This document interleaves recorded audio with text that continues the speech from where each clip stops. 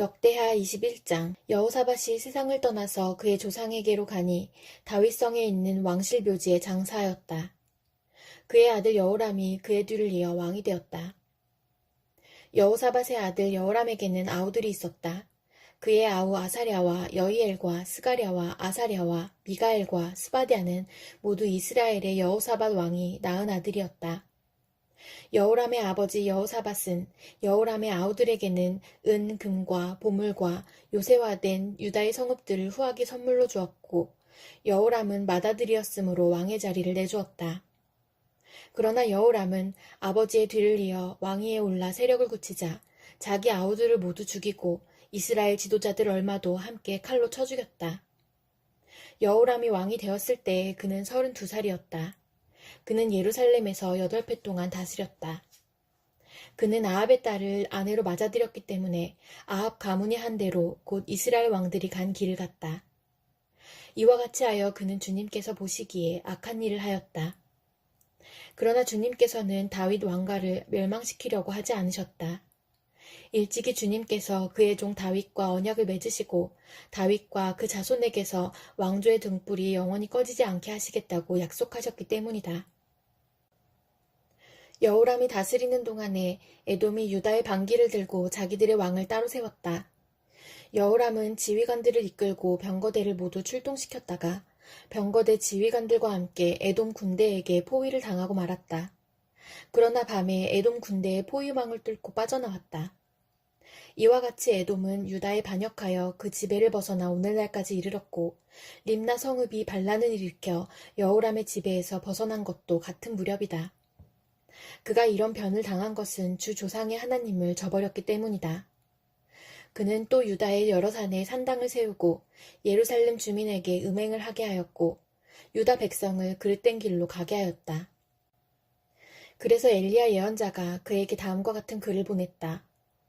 임금님의 조상 다윗의 주 하나님께서 이렇게 말씀하십니다. 내가 유다 왕 내 아버지 여호사밧이 가던 길과 내 할아버지 아사가 가던 길을 따르지 아니하고 오히려 이스라엘 왕들이 걷던 길을 따라가고 있다. 유다와 예루살렘 주민으로 음행을 하게 하기를 마치 아합 왕가가 하듯 하였다. 또 너는 내 아버지 집에서 난 자식들 곧 너보다 착한 아우들을 죽였다. 이제 나 주가 내 백성과 내 자식들과 내 아내들과 내 모든 재산에 큰 재앙을 내리겠다.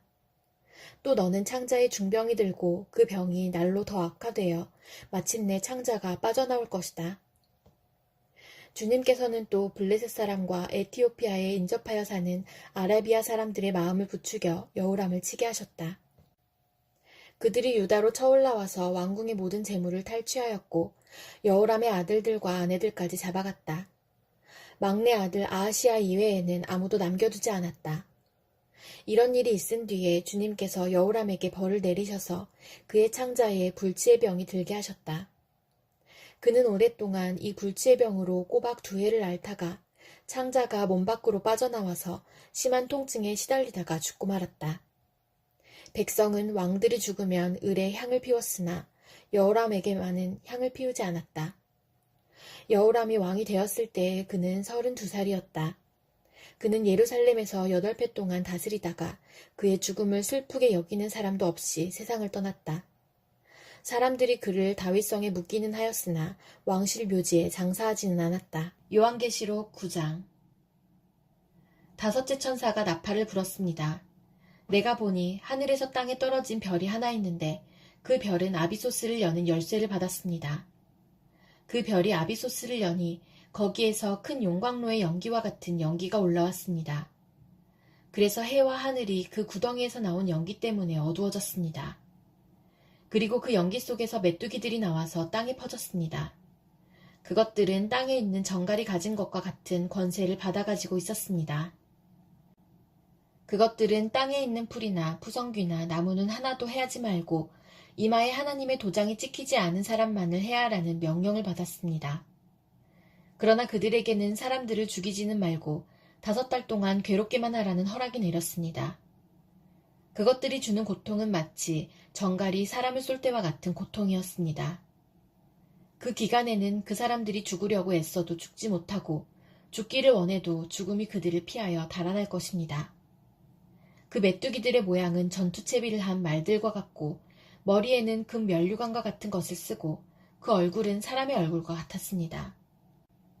그리고 그것들은 여자의 머리털 같은 머리털이 있고 이빨은 사자의 이빨과 같고 쇠로 된 가슴마귀와 같은 가슴마귀를 두르고 그 날개 소리는 마치 전쟁터로 내닫는 많은 말이 끄는 병거 소리와 같았습니다. 그것들은 정갈과 같은 꼬리와 침이 달려 있었는데 그 꼬리에는 5달 동안 사람을 해할 수 있는 권세가 있었습니다.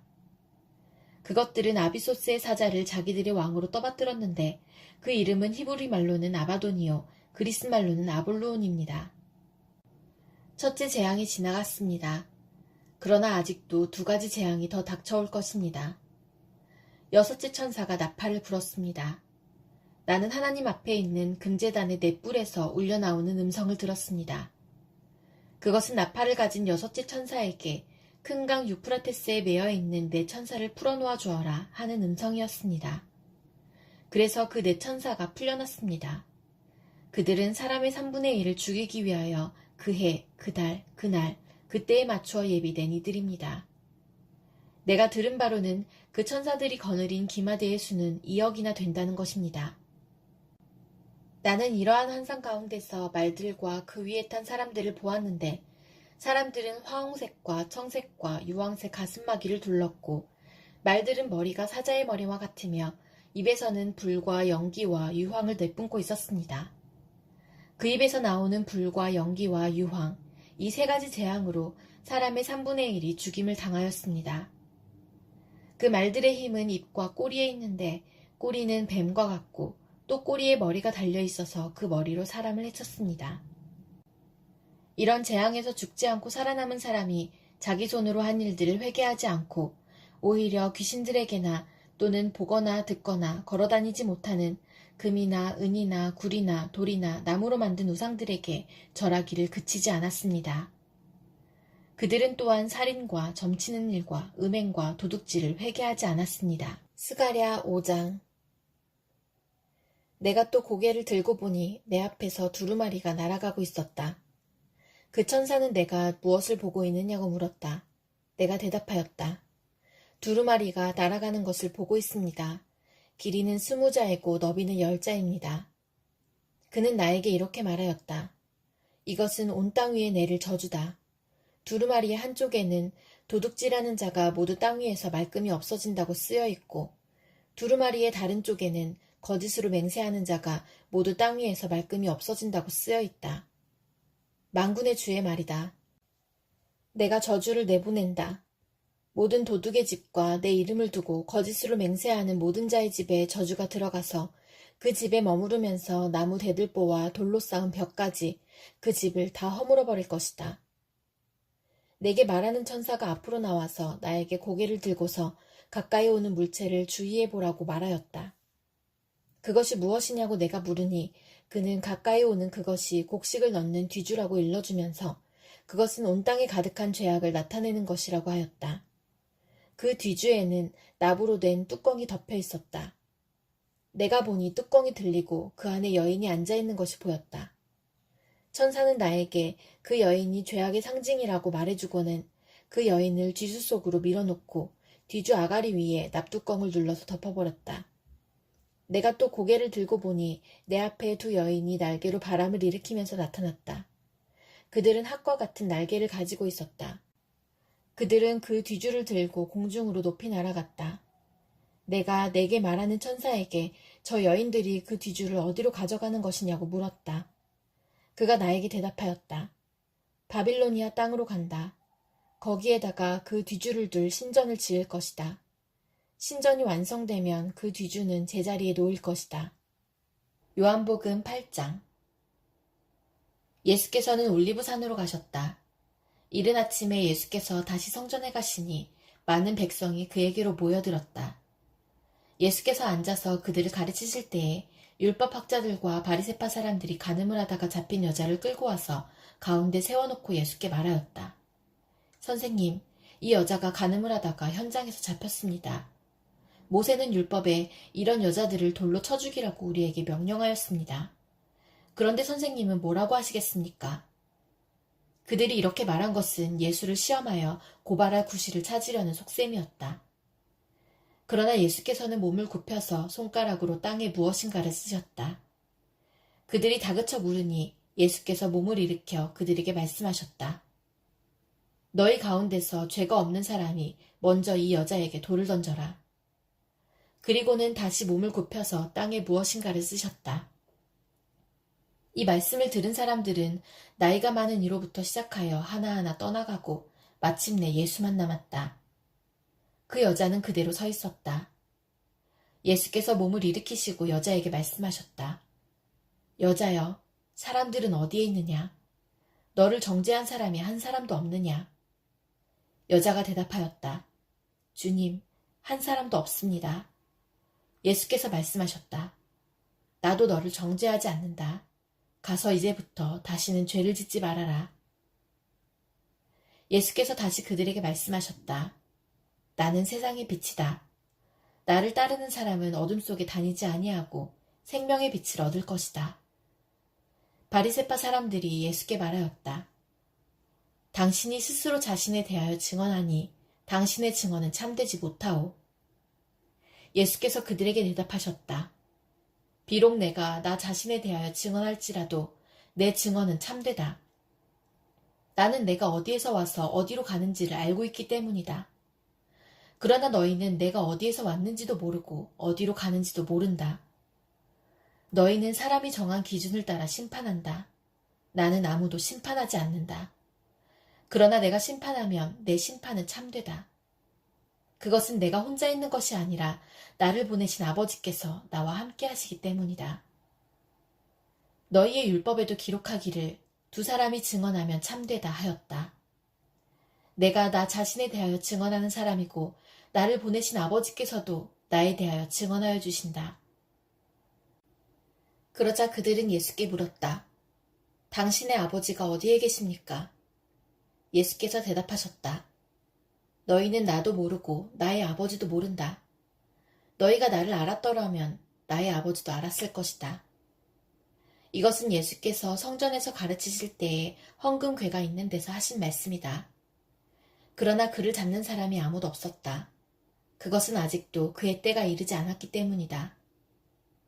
예수께서 다시 그들에게 말씀하셨다. 나는 가고 너희는 나를 찾다가 너희의 죄 가운데서 죽을 것이다. 그리고 내가 가는 곳에 너희는 올 수 없다. 유대 사람들이 말하였다. 내가 가는 곳에 너희는 올 수 없다 하니 그가 자살하겠다는 말인가? 예수께서 그들에게 말씀하셨다. 너희는 아래에서 왔고 나는 위에서 왔다. 너희는 이 세상에 속하여 있지만 나는 이 세상에 속하여 있지 않다.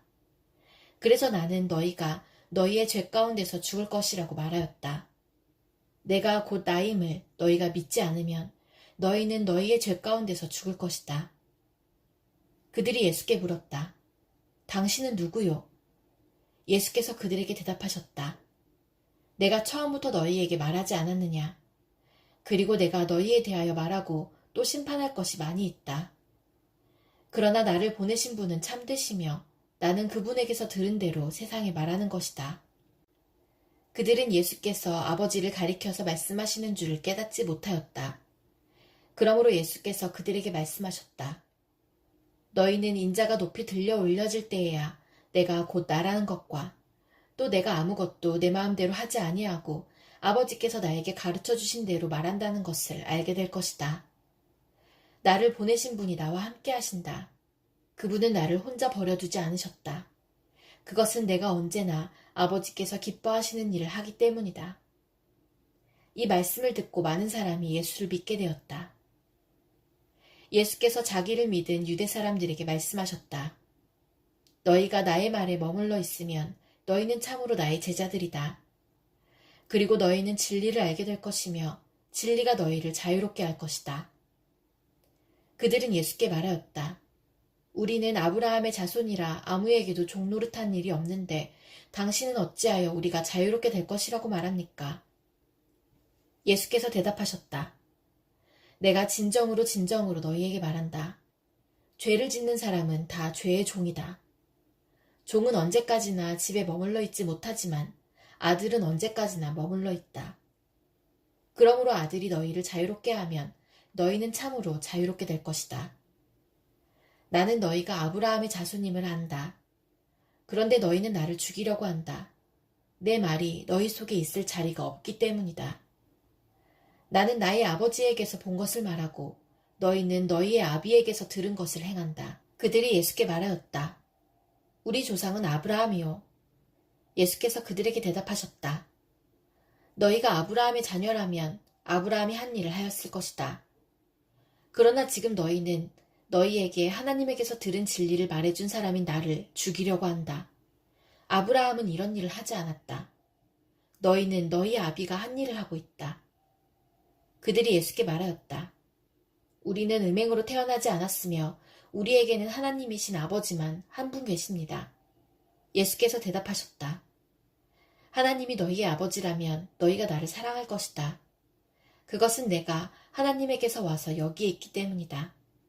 내가 내 마음대로 온 것이 아니라 아버지께서 나를 보내신 것이다. 어찌하여 너희는 내가 말하는 것을 깨닫지 못하느냐?